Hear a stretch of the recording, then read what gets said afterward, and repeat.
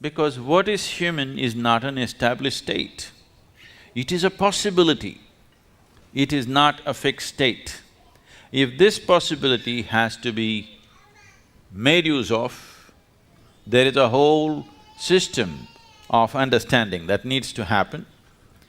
Understanding the mechanics of how this life functions and what we can do with it. This mechanics, this technology, this science, we are referring to as yoga.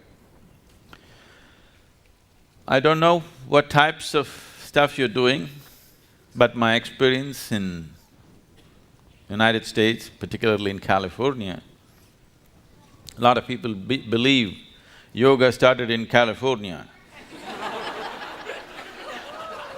Yes. I met somebody who seriously believed it was Madonna who started yoga.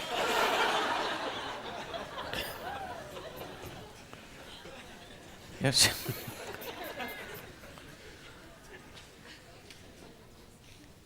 So this mechanics of life, this is as simple as this.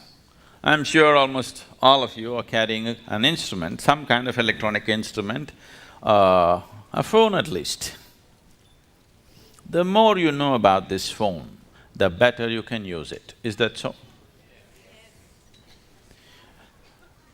Last year, the cell phone companies in India made a survey. India is the largest growing market for telecommunications right now. Every month we are adding about 5.5 million cell phones, okay. In a year, about 60 million cell phones are being added to the service, because everybody is having 3, 4, 5 these days.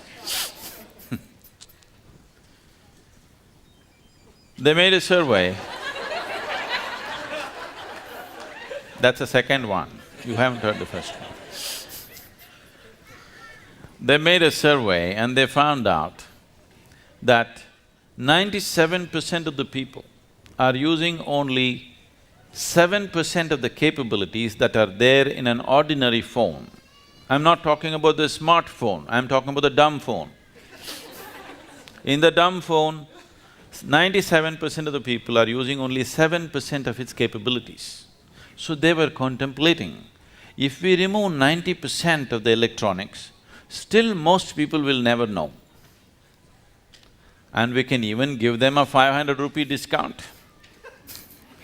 They will be happy, we will be happy, Maybe they've already taken it off, we don't know. Only if you try to use all of them, all the functions, then you realize something is not working. So, in a little gadget, you're using only 7%. This is the gadget. Every damn gadget has come out of this. How much percentage do you think are you employing this gadget? Just make a guess. How much percentage? 2, 5? You're being very generous to yourself. It's well below 1%, because for your survival process, to conduct your life in the material world, you do not even need 1% of what this is. This is capable of perceiving the whole cosmos. If you prepare it properly, if you hold it, this is like an antenna. If you hold it in the right position, it can just grasp everything in the existence. It is just that we are doing all kinds of things with it, because right now, our whole perception of life is limited to the physical nature of the existence. Physical is like the peel of the fruit. It has no purpose of its own. In the sense, if you have a fruit, the moment you eat the fruit, the peel goes straight to the trash can, isn't it? The peel is only a package. Only because the fruit is valuable, package is important. Right now as you sit here, this body is very important. You have to feed this, you have to clothe this, you have to decorate this, you have to pamper this in so many ways. Tomorrow morning, that's something inside which you never experienced. If that goes away, nobody wants to have any business with this. Yes? Only because the fruit is inside, this peel has become very valuable. Now, yoga means not just about twisting your body, not about standing on your head, not about holding your breath. All these things a circus artist can do better than most yogis. Really? Yes or no? You don't think so? A circus artist can do far better than most yogis in terms of twisting the body, doing this, doing that, holding different positions. That is not the purpose of yoga. Unfortunately, if you utter the word yoga, people think you have to be in some impossible posture.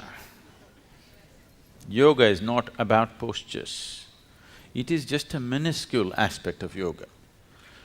Yoga means, in your experience, everything has become one. The word yog means union. What is the union? What can unite with what? As you sit here, your idea and your sense and your experience of who you are is very strong. You're here as an individual. But what the trees are exhaling right now, you're inhaling. What you're exhaling, the trees are inhaling. Or in other words, one half of your lung is hanging out there. Yes or no? This is not just in terms of breath. Today, modern physics is proving to you that as you sit here, every subatomic particle in your body is in constant transaction with everything else in the existence. If this transaction stops, you will cease to exist. So yoga means to know it by experience. Modern science is proving to you the whole existence is just one energy. The religions of the world have been screaming for a long time that God is everywhere. Whether you say God is everywhere or you say everything is one energy, are we talking about the same reality or a different reality? God is everywhere, everything is same energy. Are we talking about the same reality or a different reality? Same reality. It is just that a scientist has never experienced this. He has arrived at it through mathematical deductions. A religious person has not experienced it. He believes it because it's written somewhere or it's said by somebody. If you are a hard case that you are not willing to settle for deductions or belief systems, then you become a yogi. Yes, if you're a very hard nut, you want to know it yourself, then you become a yogi. You want to know the union of the existence. You want to know the oneness of what it is, not believing it. Like you experience the 5 fingers of your hand, if you can experience everything around you, then we say you're in yoga.